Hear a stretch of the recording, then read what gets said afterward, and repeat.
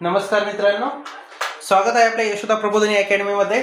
आपण previous year झालेले police भरतीचे 2024चे question पेपरची एक सिरीज घेत आहोत। आजपर्यंत आपण 3 जिल्ह्यांचे पेपर घेतलेले आहेत।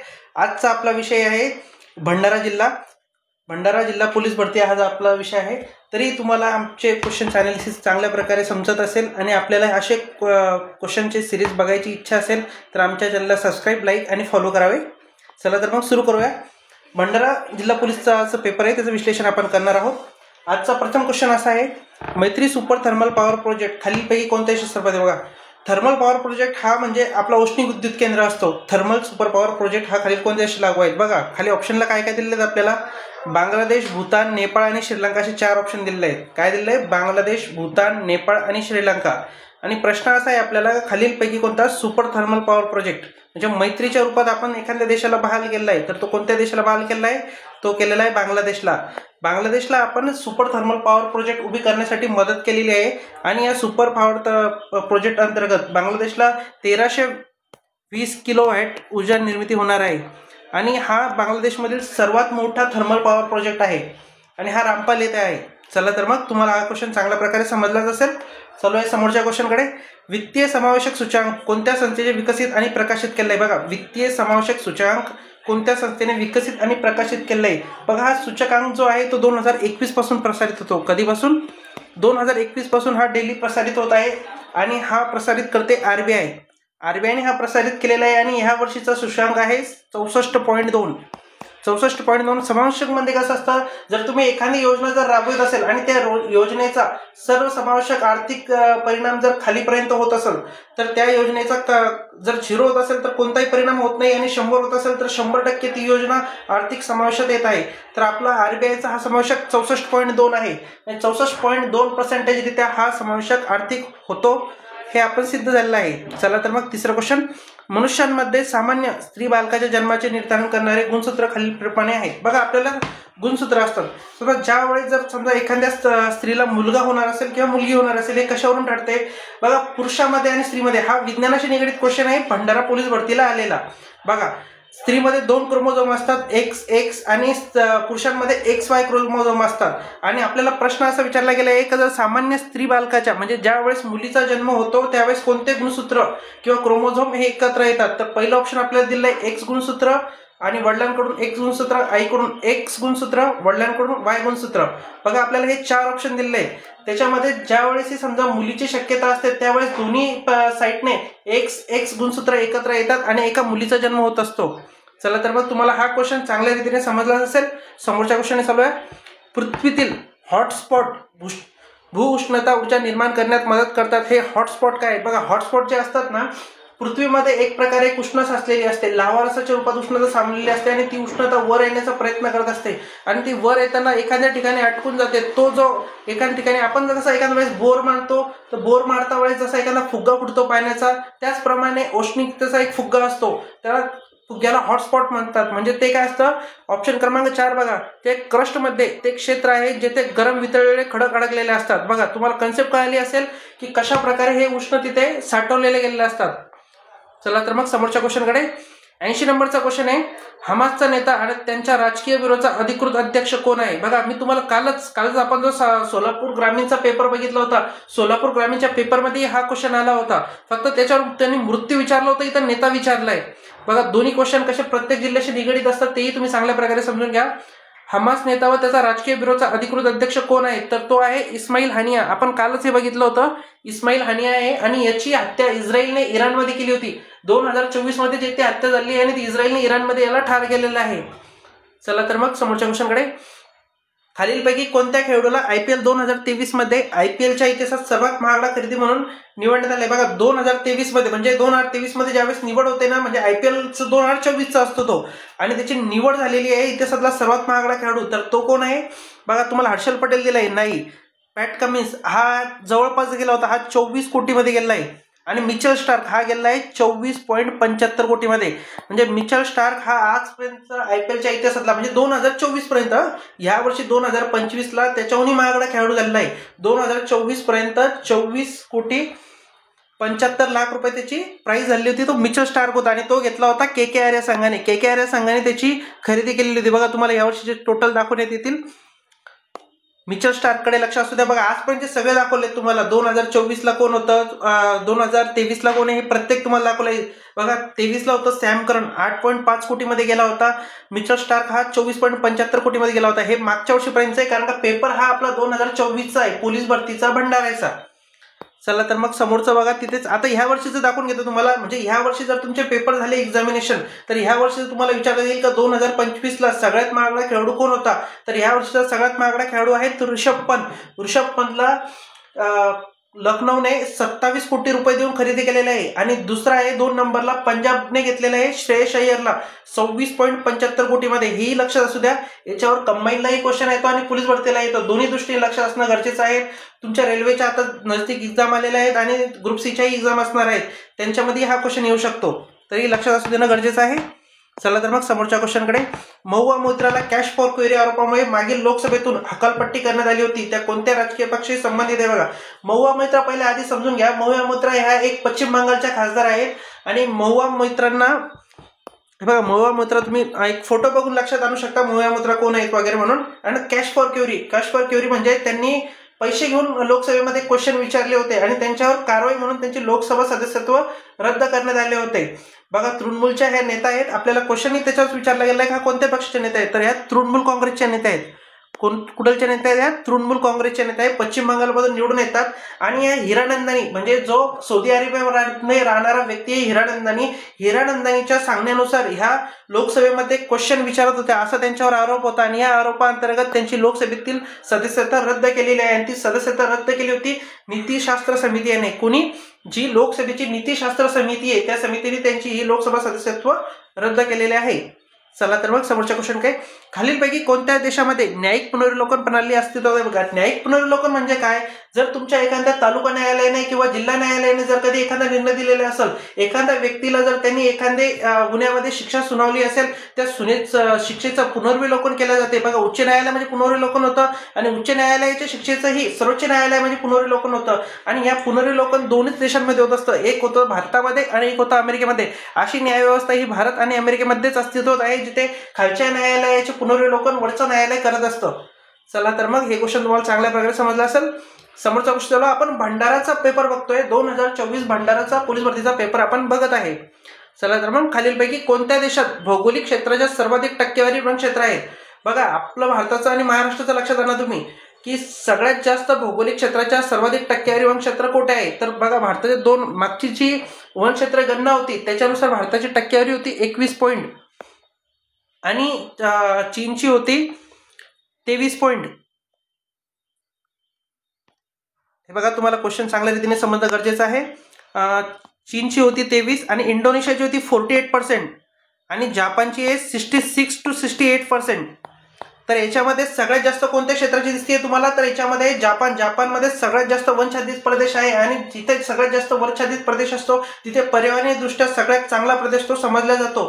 तर भारतीय पर्यावरणीय दृष्ट्या सगळ्यात जास्त जे पर्सेंटेज असतात 33%च्या वर असलं तर त्या देशामध्ये पर्यावरण दृष्ट्या चांगली वृत्ती आहे असं समजण्यात येतं. आणि भारतामध्ये फक्त 21% आहे, चायनामध्ये 23% आणि इंडोनेशियामध्ये 43% आहे.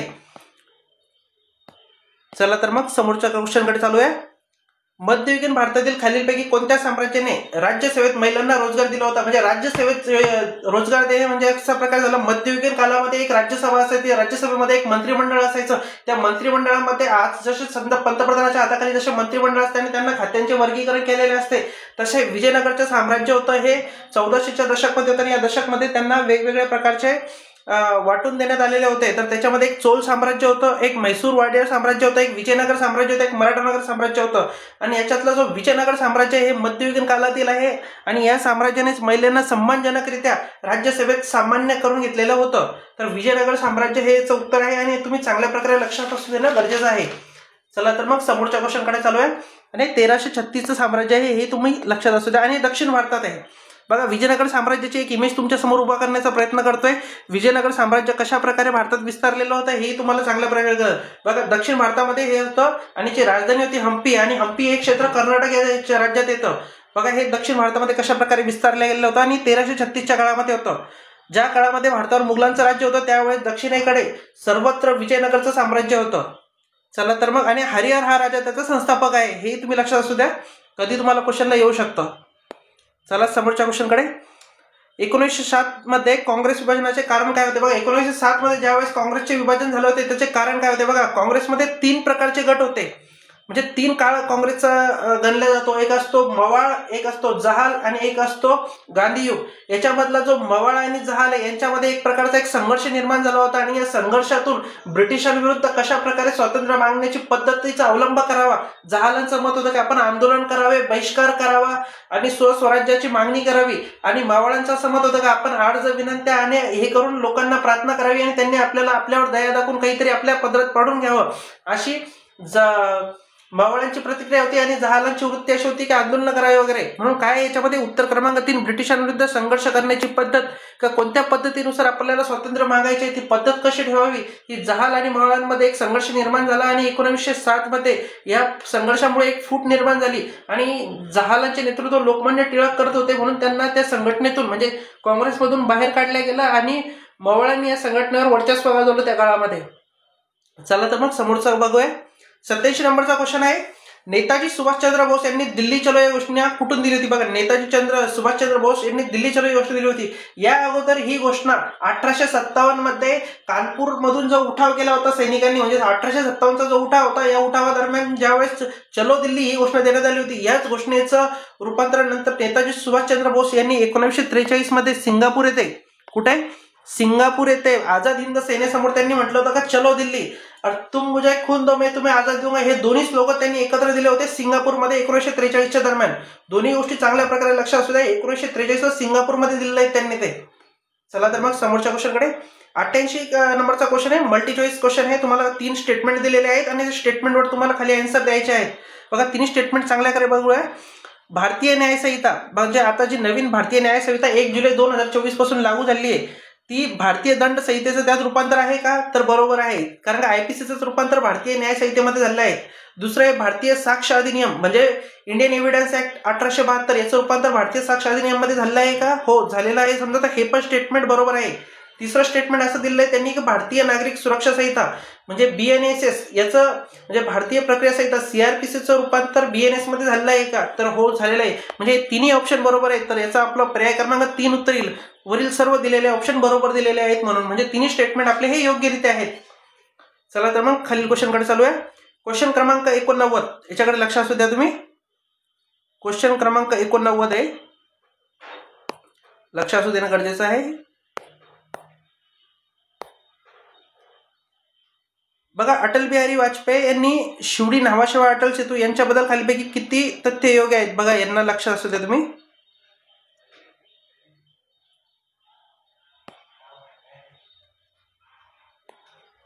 Just second.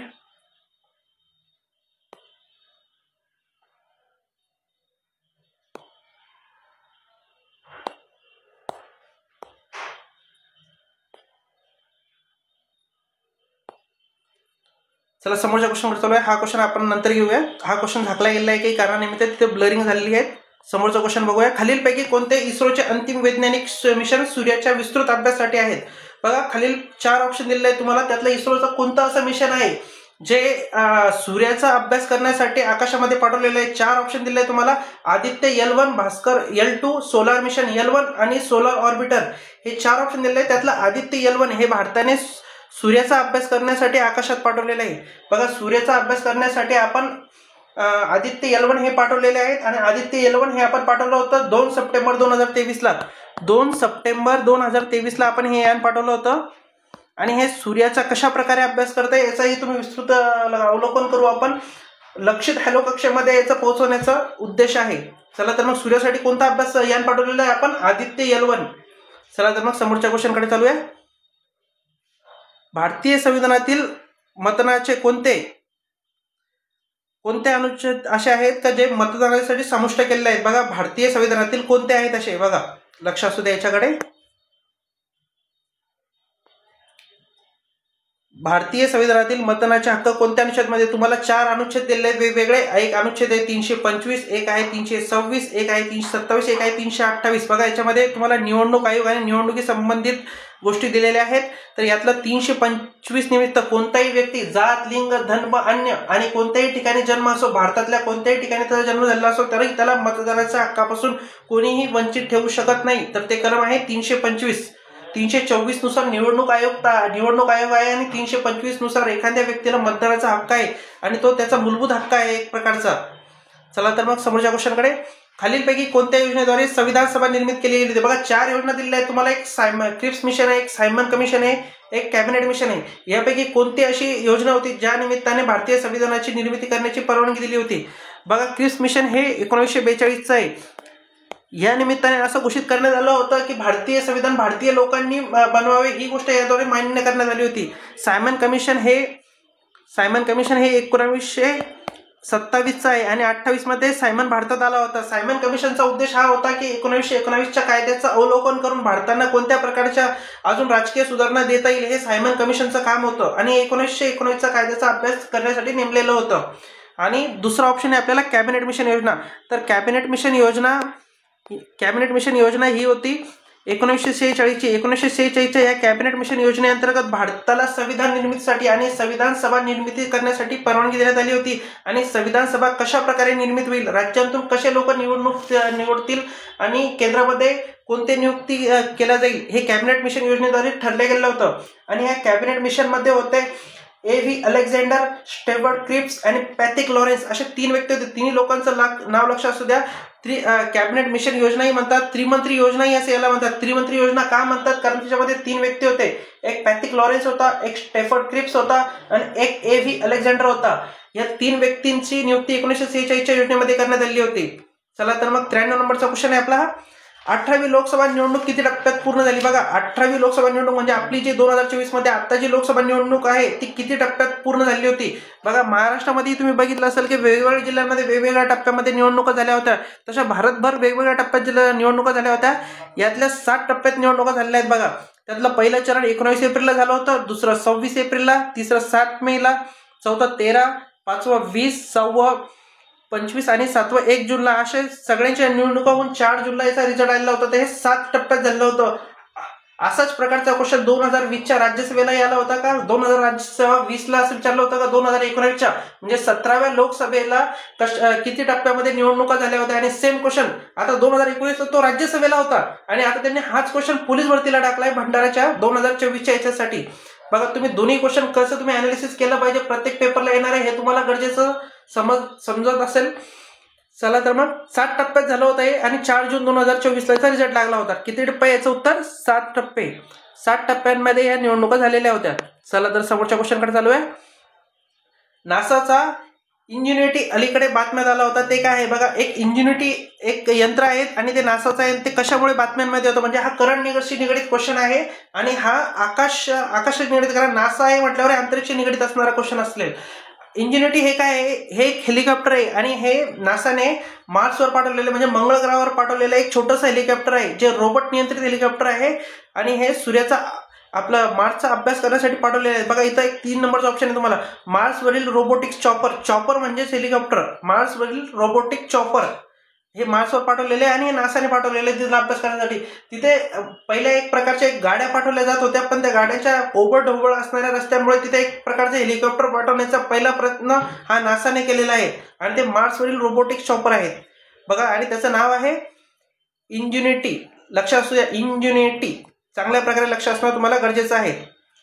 चला तर मग समोरचा क्वेश्चन घ्या. निवडणूक आयोगाने वोट फॉर होम म्हणजे वोट फॉर होम सुविधा कोणासाठी पुरवली आहे? बघा 2 तुम्हाला स्टेटमेंट दिलेले आहेत खाली आणि तुम्हाला वर विचारले याच्याशी निगडीत आहे का? पहिला आहे अपंग व्यक्तीसाठी, तर हो वोट फॉर होम अपंग व्यक्तीसाठी मिळवले आहेत. आणि दुसरे 80 वर्षापेक्षा मोठं वयोमान किंवा खालीलपैकी कोणते सत्य आहे? बघा दोन्ही स्टेटमेंट सत्य आहेत. एक अपंग व्यक्ती आणि एक 80 वर्षावरील व्यक्ती, या दोन्ही व्यक्तींना सुविधा ही निवडणूक आयोगाने पुरवली होती. तर याचे उत्तर आहे दोन्ही. पर्याय क्रमांक 1 आणि पर्याय क्रमांक 2 वोट फॉर होम यासाठी या दोन्ही गोष्टी निगडीत आहे. चला तर मग समोरच्या क्वेश्चनकडे. 21 मार्च 2024 रोजी प्रथमच आण्विक ऊर्जा शिखर परिषद कुठे आयोजित केली होती? बघा, ज्या आण्विकचा म्हणजे आपण अणुऊर्जेचा जो उपयोग असतो तो उपयोग चांगल्या कामासाठी केला पाहिजे, म्हणजे ऊर्जेसाठीच केला पाहिजे. त्याचा उपयोग कोणत्याही प्रकारच्या अणुबॉम्बसाठी व्हावा नाही याच्यासाठी एक परिषद स्थापन केली आणि त्या परिषदेअंतर्गत त्यांची एक शिखर बैठक प्रथमच आयोजित केली होती 21 मार्च 2024ला. आणि ती कुठे आयोजित केली होती? ब्रुसेल्स, बेल्जियम इथे आयोजित केली होती. त्यालाच आपले नरेंद्र मोदी यांनी उपस्थिती तिथे लावली होती भारतातर्फे. ती कुठे आयोजित केली होती? ब्रुसेल्स, बेल्जियम इथे. हा करंटशी निगडीत क्वेश्चन आहे. करंटशी निगडीत क्वेश्चन हे प्रत्येक पेपरला त्या महिन्याच्या अंतर्गत आलेल्या चालू घडामोडी त्याच्याशी निगडीत असतात, म्हणून हे क्वेश्चन रिपीट होण्याचे चान्सेस कमी असतात. पण तुमच्या करंट कशा प्रकारे तुम्हाला वाचन करायचं हे जुने क्वेश्चन पेपर बघून तुम्हाला समजत असतं. चला तर मग समोरच्या क्वेश्चनकडे.